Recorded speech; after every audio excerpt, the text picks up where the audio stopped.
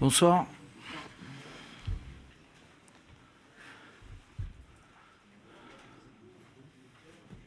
Quand vous voulez.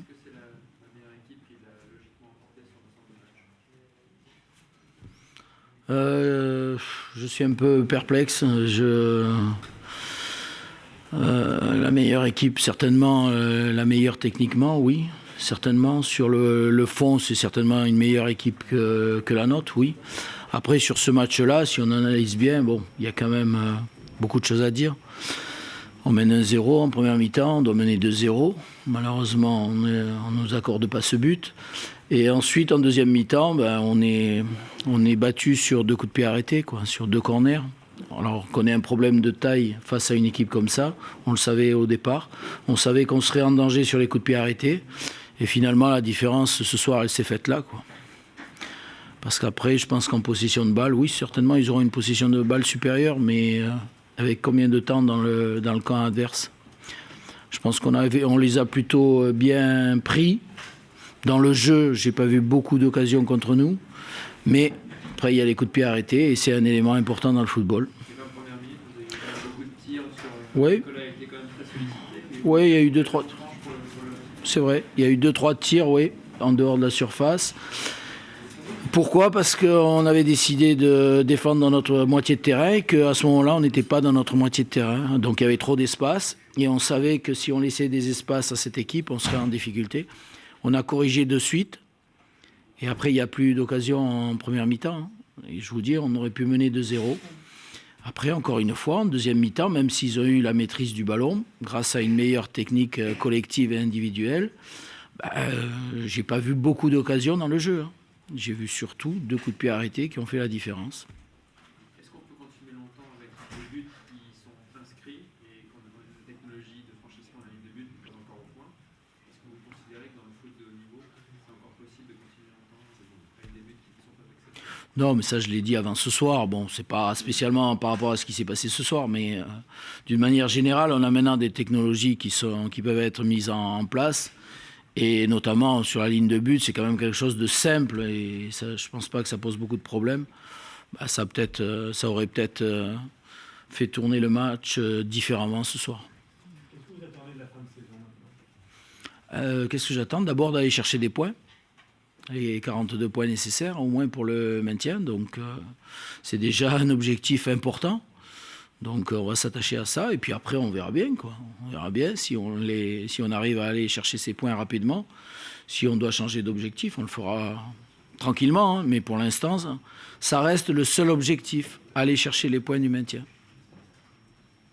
Sur le plan défensif, notamment le comportement de certains de défenseurs, est-ce qu'il n'y a pas eu quelques défaillances individuelles ce soir qui expliquent également dans le marquage, dans les duels? Dans le marquage individuel, encore une fois, dans le jeu, après, on a en face une équipe qui est une bonne équipe, de bons joueurs. Mais dans le jeu, on n'a pas subi beaucoup d'occasions. On n'a pas été hors de position souvent, je ne pense pas. Alors après, qu'on ait perdu des duels aériens et qui marquent 2 buts, oui, qu'est-ce que vous voulez le seul élément vraiment grand donc, de cette défense, c'est Isimat. Après, on savait qu'on aurait un problème de taille. Rodelin, il mesure combien De Melo, il mesure combien Bacha, il mesure combien? Donc, ça, qu'est-ce que vous voulez Je peux pas mettre un escabeau à chacun de mes joueurs. C'est encore ça, ce sont des fautes que l'on peut pardonner, En 2013, Valenciennes a pris quand même beaucoup de buts. Oui, non, mais là, ça allait beaucoup mieux. Ce soir, encore une fois, qu'est-ce que vous voulez que je vous dise de corner, de coups de pied arrêtés, de buts. Voilà, le troisième vient parce que je pense que si on prend pas les 2 premiers, on prend pas celui-là. Mais voilà, alors on va pas tout remettre en cause par rapport à ça, par rapport à ces buts pris ce soir. Mais évidemment, il faudra être plus rigoureux sur les coups de pied arrêtés encore, justement parce qu'on a un problème de taille. Donc, il faudra faire attention.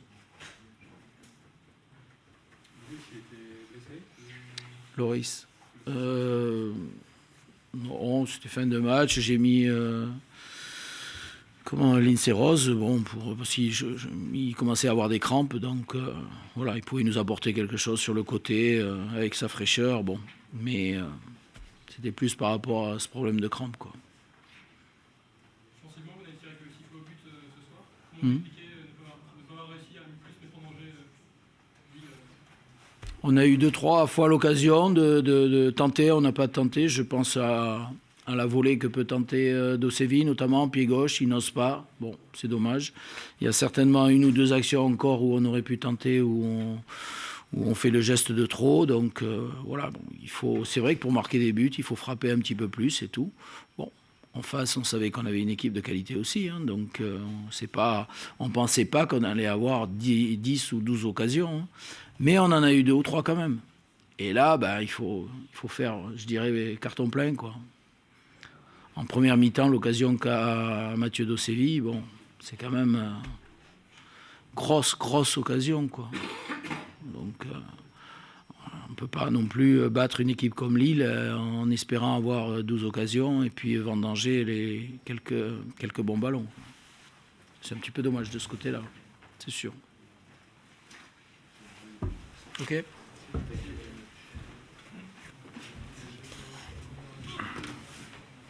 Bonsoir.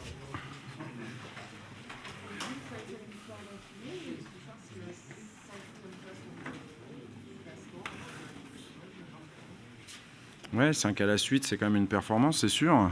Après, j'oublie pas qu'on était à Valenciennes, que c'est le derby, qu'on n'avait pas gagné ici depuis longtemps. Et puis surtout qu'on était mené 1-0 à la pause. Donc voilà, ça prouve que mentalement, cette équipe est costaud et puis qu'elle est capable aussi d'imposer son jeu voilà, sur un terrain qui était finalement jouable. Je pense que les jardiniers ont bien bossé, il faut le signaler. Et puis on a eu la bonne idée de ne pas se désunir, de rester calme, et on savait qu'on aurait notre chance en deuxième période. Voilà.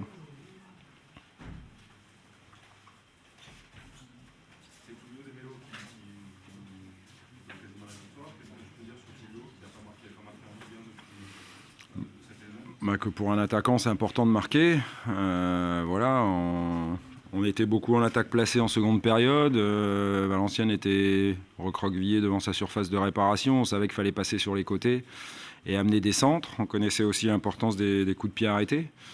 Et ce soir, Marvin a fait 2 passes aussi. Donc ça, c'est une vraie satisfaction. Voilà. Encore une fois, c'est la victoire d'un groupe. Comme la semaine dernière contre Bordeaux, non seulement on a été capable de renverser la tendance, mais aussi de montrer que les résultats se font pas à 11. Donc ça, c'est bien pour la suite. C'est bon pour la confiance de Marvin, de montrer qu'il peut être décisif. Oui, c'est important. Voilà, il est venu pour être décisif, il a été ce soir, donc c'est important. Ça a été aussi un de nos joueurs qui a été capable de nous donner de la profondeur un peu dans le jeu, parce qu'on n'en a pas eu beaucoup, en première période notamment. C'est Lucas Digne qui nous faisait le plus d'appels dans le dos de cette défense, alors qu'on savait que là aussi, il y avait peut-être des perspectives intéressantes à jouer. Voilà, mais c'est une bonne soirée. Maintenant, il ne faut surtout pas, et vous en doutez, se relâcher, parce qu'il faudra, avant la trêve internationale, être capable de battre Évian-Thonon chez nous. Évian qui vient de faire un superbe résultat à domicile.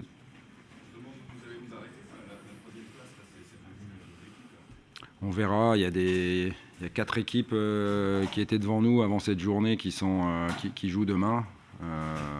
Voilà, donc comme elles se rencontrent, tout le monde ne prendra pas des points. Et comme je vous le disais, avant les matchs, ce qui compte, c'est de se concentrer sur notre performance à nous. Une fois qu'on a gagné, il est éventuellement temps de regarder ce que font les autres. Donc on verra, on sera maximum, je pense, à 3 points de la 4e place demain. Et petit à petit, en gagnant des matchs consécutivement, on grignote, oui, ça c'est sûr. Comment vous l'avez vécu ce derby finalement ? Bien au début du match, je pense qu'on a les situations les plus intéressantes, les occasions les plus intéressantes. Et puis finalement, on a failli céder une première fois. Et finalement, on a été mené sur une belle action de Valenciennes. Melikson nous a bien embêtés en première période, à dézonner beaucoup. Par contre, encore une fois, on regarde les statistiques des équipes et on savait que Valenciennes était plus performant en première période qu'en deuxième. Donc on pensait que si on était capable de hausser le rythme et d'accélérer un peu, on aurait nos chances en deuxième période. C'est exactement ce qui s'est passé.